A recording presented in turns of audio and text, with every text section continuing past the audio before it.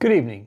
I'm Peter Resnicek from ShadowTrader.net, and this is the ShadowTrader Video Weekly for Sunday, October 18th, 2020.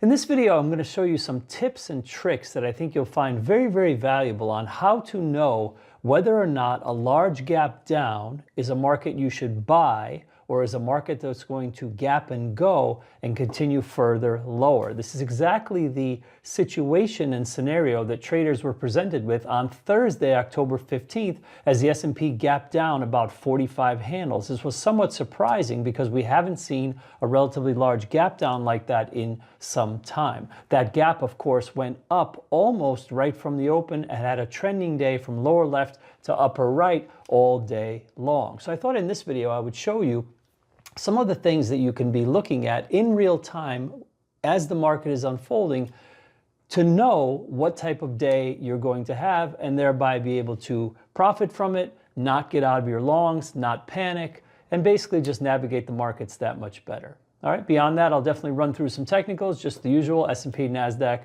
and Russell, and then of course we'll finish up with a look at gold and the dollar as we always do. All right, without further ado, let's get into it. So, beginning with the SPY, we usually look at the broad market using the SPX index, but in this case we're going to use the ETF because specifically when we want to see where the market actually opened and how the gap was, whereas we don't see that as clearly in an index chart often. So the first thing that we're going to talk about is the fact that we have a trend line here as evidenced by putting these two together, and it extrapolates out to here. And that brings us to right basically where we opened on Thursday. And notice that when we opened on Thursday, we opened up below trend. So that's the first piece of market generated information that I wanted to share with you, because this is actually very noteworthy, because just the fact that we opened below trend often gets a lot of sellers active, whether they know it or not. A lot of times these trend lines are just like self-fulfilling prophecies. Not everybody is a technical trader. It's probably in the minority, I would say. Most people are just, into fundamentals. They're not really good at reading charts. And they don't even really know that the trend is broken. They just sell it. It's kind of like people don't really know that they want to buy the 50% fib or the 61.8 fib. They just do it because it's just nature. And this is another one of those situations where we actually opened below trend. And I knew that we were going to open below trend on Thursday. So right off the bat, I'm thinking that, okay, yes, the potential is there for a fade to rally, but the potential is also there for sellers to come in right off the open because there may be stops that are already in the market underneath the trend line. So that's point number one. Just notice that we actually opened up below trend. Now, even though we opened up below trend, if we look at the intraday chart here, and this has all of the overnight data on it, so I'm just going to go like this to equities. I'm going to take that off. I'm going to take all of the intraday or overnight rather data off, and we're just going to start here on the Thursday low. And you can see here that we rallied right from the open. We had a little bit of a pullback here. It was just stair step up, and essentially the market had a trending day up. So this is what the technical picture looks like in the markets as far as going straight up. And as I said in the video, or in the introduction rather, what I'm going to talk about in this video is to teach you some techniques and things that you should be looking at to know when these gaps are going to keep going, as in a gap and go, or when it's going to be a gap and hold, or rather a gap and fill. So now that I've shown it to you on a technical chart in candlesticks, I want to just switch to market profile for a moment, because I want to show you what this is looking like here, because herein lies one of the first clues. Remember, the market is opening here at the green dot. The overnight low is here. Okay, and this is very important. You have to go to the market profile chart to really accurately show you what the first clue is that the market may not be having a gap and go, and it's actually going to reverse to the upside. First clue is the fact that you take out the overnight low, but you do not hold below the overnight low. This is important. You go down just a little bit and you retest the overnight low. Aggressive traders can buy the market right here. I talk about this every time there's a true gap down in my Peter's Pre-Market Perspective. I talk about scenarios, and I always lay out this as a potential scenario. Failure to take out the overnight low, buy it. Goes below the overnight low, buy the cross back up before back up through the overnight low. Okay. And this day on Thursday morning was no different. It was the same advice that I was giving. Now, a lot of people don't have access to this type of data, but notice here, this is also clue number 2, the little number at the very end. And also notice that the whole volume is tapering, although this is very, very early in the session. I can't call this a real taper, but notice that the volume is getting lighter. But most importantly, what happens is here, that's a clue. When you have a very tiny number at the low, there is very strong potential that is either the low of the day or the high of the day. Remember that. This is important. If you have access to this, it is a good thing to have. Okay, it's a good clue. Now, second piece of information that we have that happens is not only do we cross back through the overnight low, as I was saying, but here's the second important piece. Remember, the green dot is the open. Obviously, since this B period is the first 30-minute period, you know that from the open, we traded down to here, and then we reversed and we went back to here. This is also a buy point.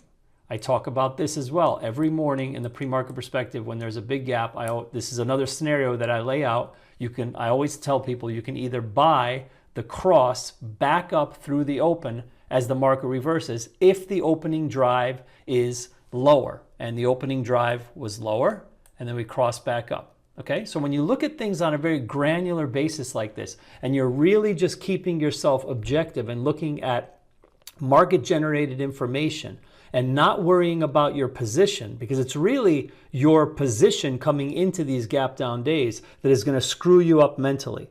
Because you come into this long, as you should have, as I did, and then you panic out. And you panic out because you're looking at what your P&L looks like at the open, but you're not looking at context and looking at these things. And this is where you should be keeping your focus.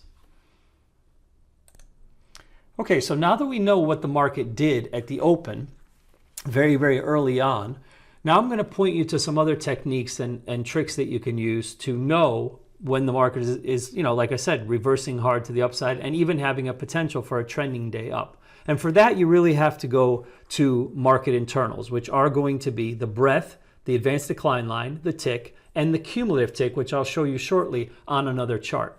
But these 6 charts that you see here are essentially an expansion of what is the quad chart of the 4 charts that we talk about in the ShadowTrader squawk box. We usually have the breadth here in the upper left, and you have the advanced decline line here, and you have your ticks here, and you have your ES here, and we just look at them on the NYSE because we don't have enough real estate to show everybody in the show. It's a very small screen that we can share, so we decide to do it on the New York Stock Exchange and not on both.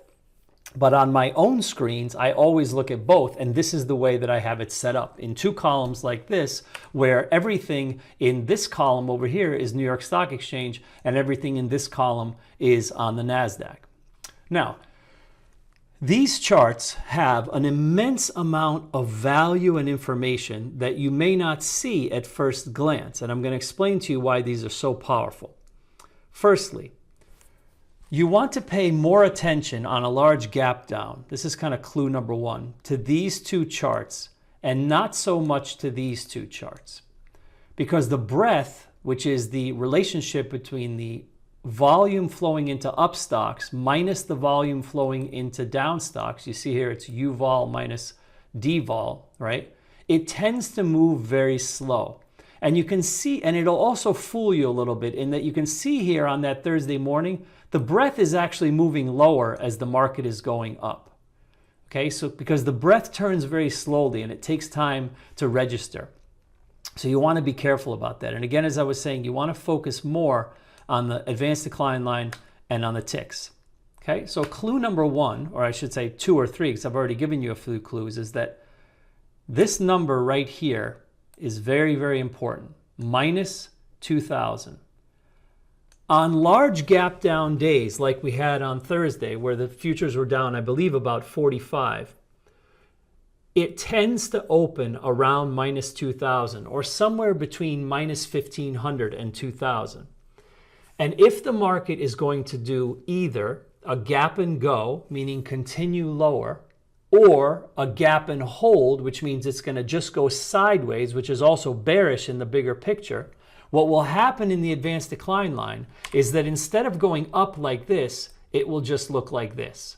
And I call that phenomena pegged because it's pegged at the lows. It'll just sit here like this, and it'll be a very, very straight line chart, very close to minus 2,000. So keep that in mind. If you see that, then you know it's either a gap and hold or a gap and go, and you can keep shorting all day on any retracement. That's what I always like to tell people, that if the advanced decline line is pegged and you have the flat line at minus 2,000, any minor bounce in the market is shortable. It will always work. The market will not break trend. Trust me, you will have a trending day lower, and you'll have plenty of opportunities to get shorts off, even if you're not short right from the open. Okay, so that's clue number one.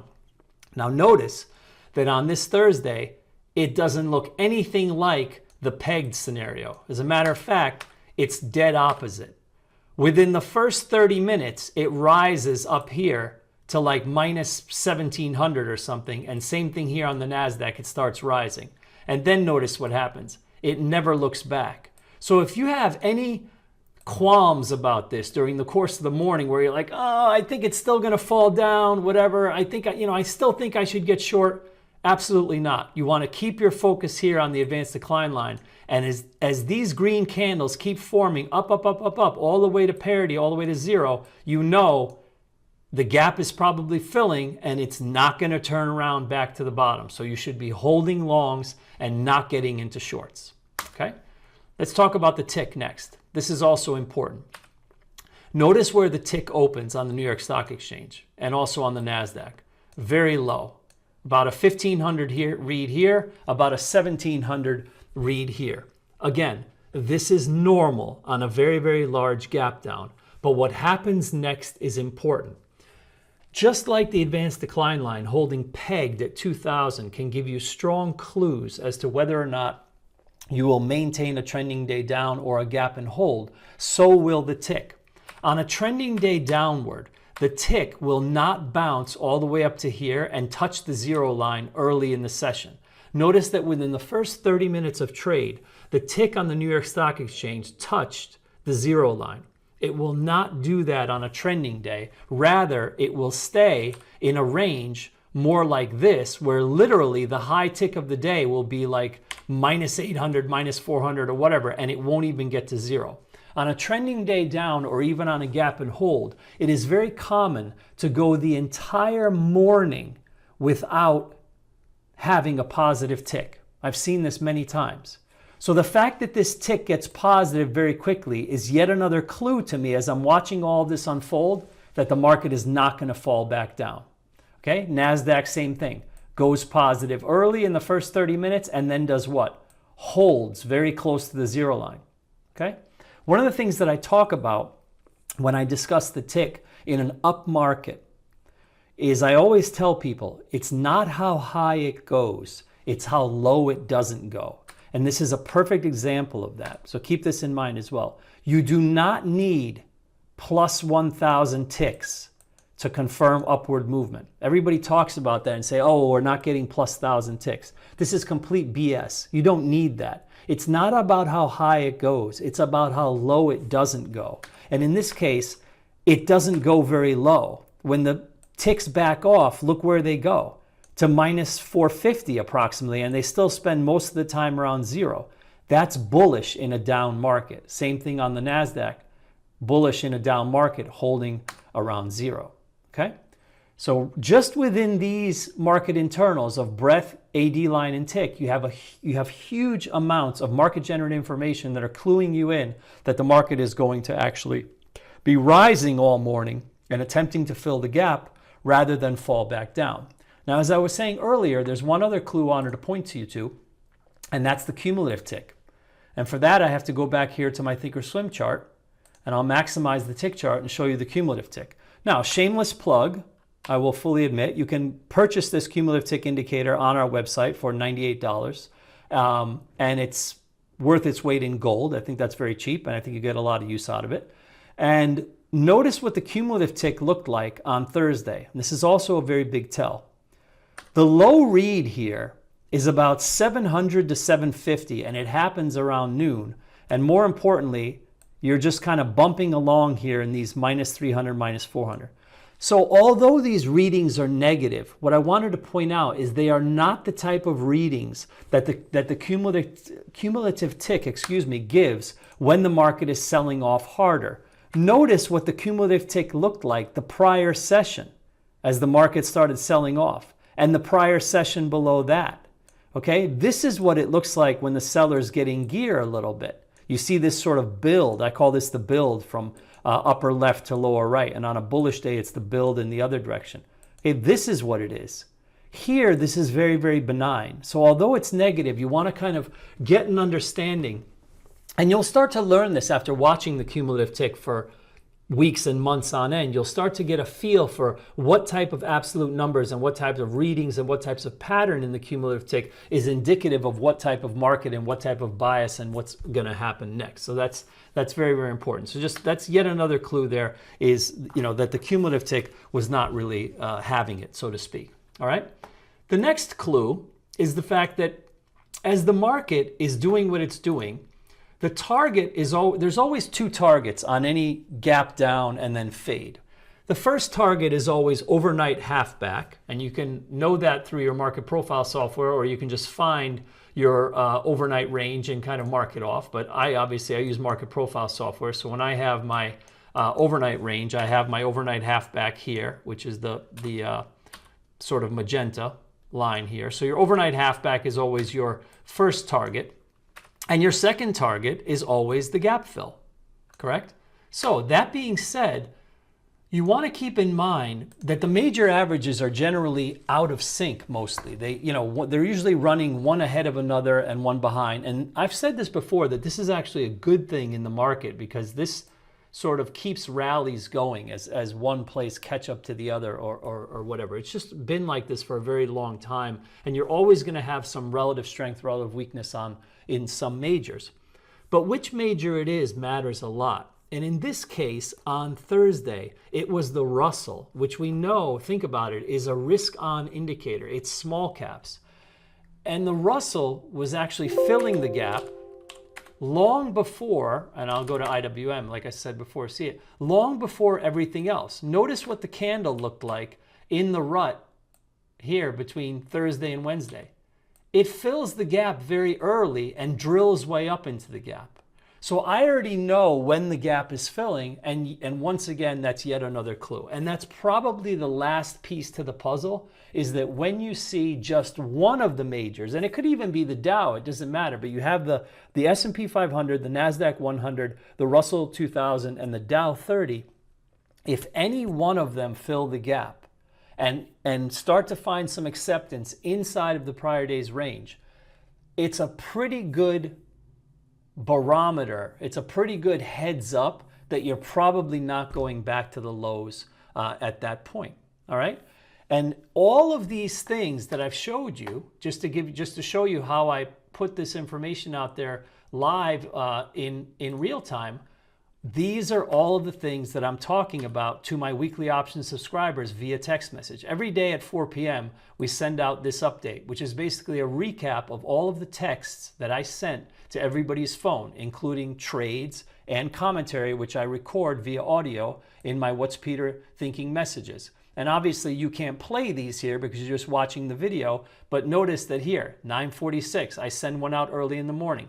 People who are subscribed know that I was telling people, careful on shorts. It doesn't feel like it's going to drop. Here's what I'm looking at. Everything that I just mentioned in this video, I say via audio message, maybe 2 to 3 minutes long, that I record and quickly send to people's phones.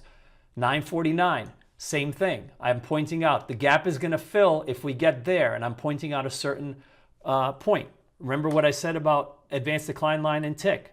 I snapshotted the advanced decline line in the tick chart at 10:20, and I pointed out what's going on in those charts. Okay, 10:40, same thing. I record yet another audio message. I'm talking about the same exact thing. At 11 a.m., I send out another picture, and I say, hey, SPY, caution shorts, on top of everything else I've been saying all morning, and I send a picture. 11:41, big heads up, which I just told you in the list of clues. Russell has filled the gap. Okay, and on and on and on throughout the course of the morning.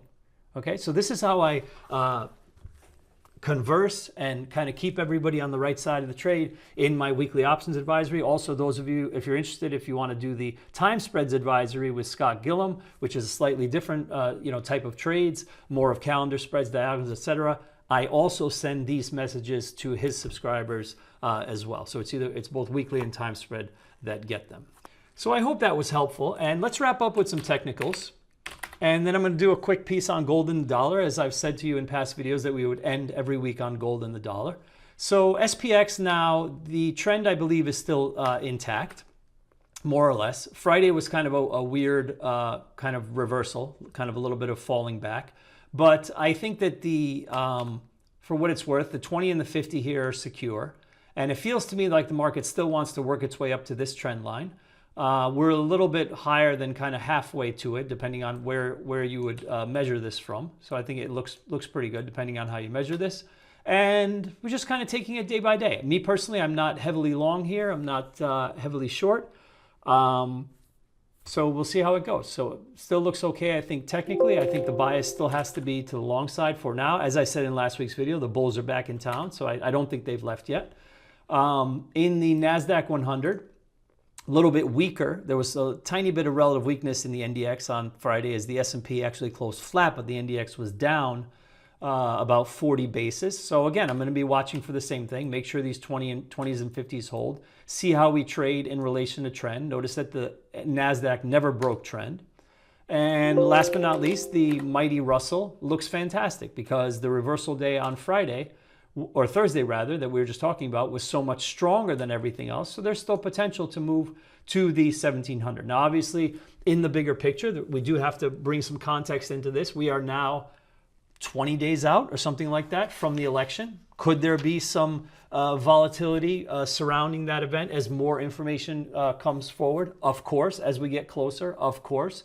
But this is why you have to stay nimble. This is why it's nice to be able to A, day trade, B, trade heavily in weekly options that have very short expiries, be very nimble, think outside the box, use all sorts of esoteric spreads and esoteric adjustments, which is exactly what I teach in the weekly options advisory, because then you're not really beholden to, are we going to get a big gap up, big gap down? We just kind of flow with it. All right. As I was saying, last but not least, let's take a quick look at dollar and gold. I hope I'm not eating my words here, or I hope I don't have to eat my words. But if you recall, last week I was saying that in the video, gold had this big breakdown, and this is 1, 2, 3, 4, 5. So this was the prior week. It was here. We ended on this big breakdown in the dollar. I apologize if I said gold. I meant to say dollar. Big breakdown in the dollar, and I said we should go to this line, because that would make sense. And lo and behold, being that the dollar and gold are literally the most annoying instruments to trade in the world, what does it do? It goes the other way. Probably just to make me look stupid, but whatever. The dollar's going to do that. So obviously gold does the opposite. If we look at GCs, did the opposite, where I was all psyched last week about this trend line break to the upside, and I said, aha, we're going to probably keep going up from here. And then what does it do? It 100% retraces, dribble down, and then we kind of dribble back to the upside. So we're still on the good side of the trend line, but it's anybody's guess. Personally, what I think the gold and the dollar are telling us is just that this sort of channel is going to take longer than we think to play out. It will eventually resolve to the upside, but between now and then, expect a good deal of frustration. And that's all for this week. Thank you, as always, for spending just a little bit of your weekend with me. So just to recap a little bit, when you're faced with a large gap down and your P&L is going against you, it's all about what you choose to focus on. Stay objective. Keep your eye on those market internals. Everything that I taught in this video, all very, very important. Try and keep your focus away from your emotions and away from what your P&L is doing, because it's really just going to cloud things. And I think more often than not, it's going to send you down the wrong path.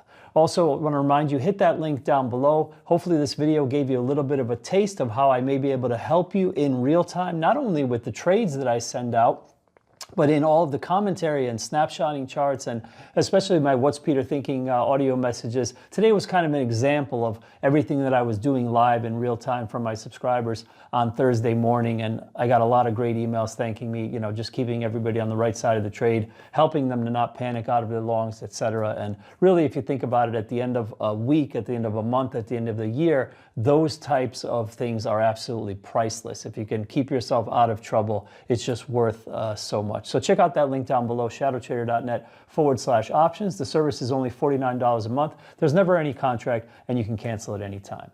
On behalf of myself and the ShadowTrader team here in beautiful Philadelphia, Pennsylvania, I wish you good trading and good night.